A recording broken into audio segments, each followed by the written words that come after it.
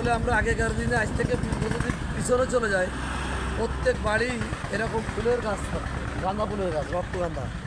কি হিন্দু কি মুসলিম, তবে হিন্দু বাড়িতে বেশি থাকতো, কারণ তাদের পুজো অর্চনায় ফুল লাগে। তারপরেও কিন্তু আমরাও ফুলের গাছ করতাম ছোটোবেলা যখন স্কুলে পড়তাম। আমরা ঘরের চারিপাশ দিয়ে, উঠোনের চারিপাশ দিয়ে এই ফুল বাগান করতাম।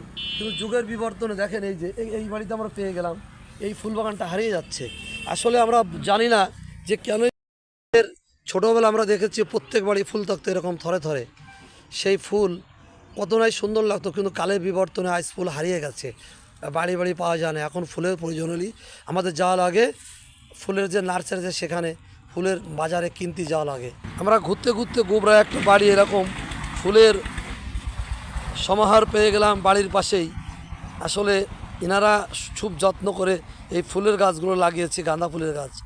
এই দেখেন কত সুন্দর রক্তগাঁদা এবং এমনি এমনি গাঁদা সবই এখানে আছে। কিন্তু এখন আর আমরা এখানে ফুল বাগান করি না, যা অত্যন্ত দুঃখের বিষয় এবং প্রতাপের বিষয়। দেখেন কত সুন্দর ফুলের বাগান হয়ে পড়ে আছে অযত্ন অবহেলায়। এই ফুলের শহরে হলে অনেক টাকা দাম হতো।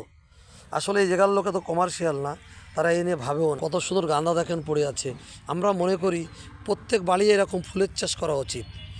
বিশেষ ফুল আমাদের হাদিসে আছে, হাদিসে রাসূল সাল্লাল্লাহু আলাইহি ওয়াসাল্লাম ফুলের উপর খুব গুরুত্ব দিয়েছেন, যা কল্পনা করা যায় না। অতএব আমাদের প্রত্যেকেরই নিজের বাড়িতে আঙিনায় ফুলের চাষ করা উচিত।